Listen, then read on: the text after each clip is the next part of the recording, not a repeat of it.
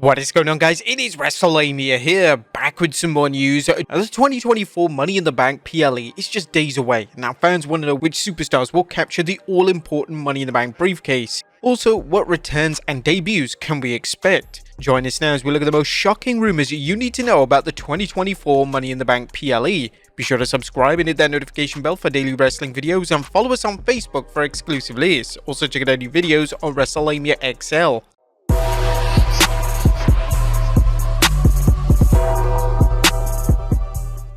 Number 1. Plenty of fresh faces. This year's Money in the Bank matches have younger or recently promoted superstars than any event in recent memory. This is a major departure from past years where the men's and women's ladder matches had its fair share of veterans. The WWE appears to want to remind fans that it's set on pushing young talent, and there is a likelihood of one of these rookies or main roster newcomers will win and possibly score a surprise world title win.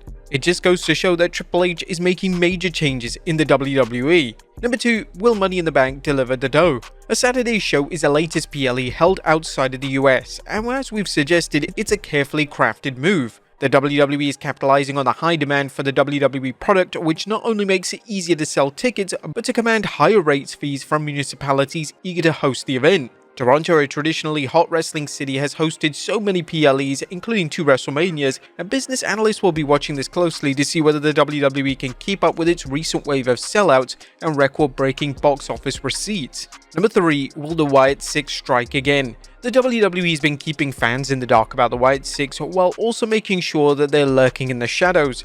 As such, the feared fivesome, and we're still waiting on that 6th member, may strike at Money in the Bank, affecting one or more of the scheduled matches or causing another disruption meant to terrify WWE superstars and personnel. The WWE has built things up well so far that it's impossible to guess what the faction will do, which will only add to the suspense and terror. But will we see the 6th member at Money in the Bank? Well, let's look at that in a moment. Number 4. A new Bloodline member's arrival. And whilst we just had the arrival of the menacing Jacob Fatu, who indeed made a huge impact on his debut, there could be another member joining the Bloodline.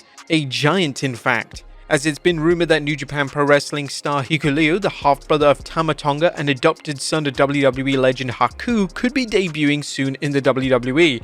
Could this be the time he arrives and demolishes the former WWE champions and helps the Bloodline even more to become the most dominant faction in the WWE? Number 5. The Maverick Moves in. One name that keeps coming up in the rumor mill is Logan Paul. While Paul isn't competing in the men's match, since when has the Maverick let anything like the rules get in his way, it's easy to imagine Paul having some dispatch with an entrant or even doing the dirty work himself, entering the match late and stealing the briefcase. As bonkers as it may sound, it fits in well with Paul's character as an entitled jerk and plays into fans' hatred for him and how he seems to weasel his way into opportunities he hasn't even earned. Putting the Money in the Bank briefcase in Paul's grubby hands will create tension for the next year, as any Money in the Bank briefcase holder should. In Paul's case, there will be added drama because fans won't know what lengths Logan will go to in order to create the perfect cash-in opportunity. There's another advantage to Paul worming his way into a briefcase win.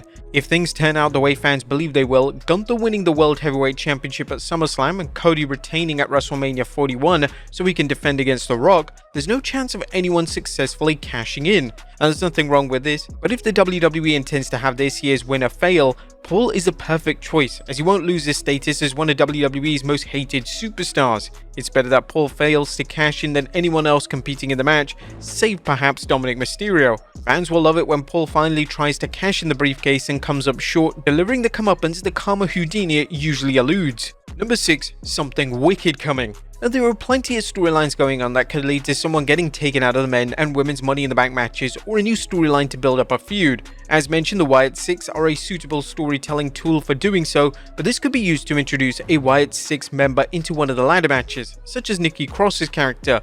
Another possibility is the return of Alexa Bliss, who could return as her traditional character, winning the match, but later showing signs that something isn't just quite right. Could we then see Alexa Bliss being the 6th member of the Wyatt 6? Number 7. Could we see more? The 6-man tag match between Cody Rhodes, Kevin Owens and Randy Orton versus the Bloodline has fans talking, especially after Solo Sikoa and his new Bloodline annihilated the Tribal Council Paul Heyman last week on SmackDown. Sikoa didn't seem to think that he needs Heyman around, as there's strength in numbers, a formula which so far has allowed the Bloodline to stay ahead of the Blue Brand's babyfaces. However, could fans see yet another Bloodline member join the group Saturday? Zella Fatu's name has come up, but as we mentioned before, no one should be ruled out, including Hikuleo. The WWE is working overtime to keep fans guessing, and this is one of the strongest storylines in recent times. Number 8. The return of Roman Reigns. The question on everyone's mind right now is whether Roman Reigns will return at Money in the Bank to call out Solo Sikoa for appointing himself tribal chief. Roman also had the added storyline of seeking revenge for what Sikoa and company did to Paul Heyman. The question isn't whether the passing of Roman's dad Sika will keep him at home, as Roman's courageous efforts to visit sick kids at a hospital just a day after his dad's passing suggests he's willing to sacrifice for the WWE, but instead the question is whether the WWE believes it's time for Roman's return. While it would pop the crowd, it depends on whether the WWE intends to book Solo Sikoa versus Cody Rhodes for the Undisputed Championship at SummerSlam. If so, there's no point of bringing in Roman back just yet, because SummerSlam is a bigger venue and an appearance by Roman at the biggest party of the summer can set things up for whatever plans the WWE has going into the fall. As mentioned, the WWE has several high-profile storylines sizzling, and there's no need to bring Roman back just yet. Number 9. What about the return of Jimmy Uso? While Roman Reigns is unlikely to return, what about the return of Jimmy Uso? It's been weeks since the new Bloodline dismantled Jimmy, and he's had enough time off to properly sell the shellacking he took. Jimmy's return could serve one or two purposes. The first is to give the babyfaces even odds against the Bloodline, as they're outnumbered 4-3. The second is that Jimmy, who doesn't necessarily have to help Cody and company, could show up to deliver a message that the real tribal chief is watching and he doesn't like what he sees. Such a warning will dial up the suspense as fans wonder when Roman will return, and the WWE creates a storyline of Solo Sikoa sweating out Roman's return. Number 10. CM Punk crashes the show. Drew McIntyre's entry into the Money in the Bank will have fans wondering how CM Punk will frustrate McIntyre's latest plan to regain the World Heavyweight Championship. McIntyre demolished Punk, which on paper makes it unlikely Punk can physically return.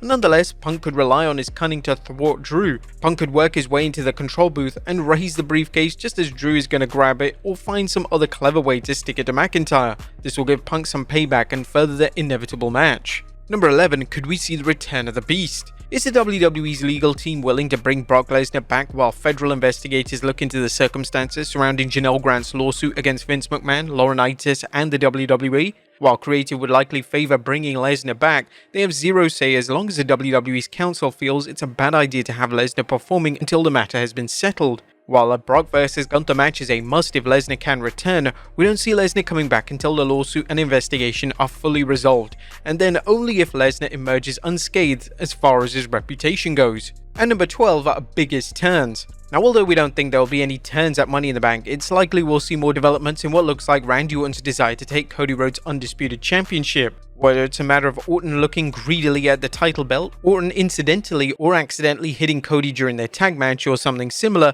expect the storyline to play out. Short of an emergency requiring the WWE to replace Cody vs Solo, such as an injury to Sikoa, Cody vs Randy won't be happening right away, which means the WWE will go with a slow build, possibly waiting until Crown Jewel to hold a match on a grand stage. And also, what about the potential of the Judgment Day potentially breaking apart? Now, we all know that there was some added tension on Raw between Finn Balor and Damian Priest. Could Money in the Bank be the place that they break up, turning Damian Priest babyface? What do you guys think? Let us know in the comments down below, and I'll see you next time with some more wrestling content.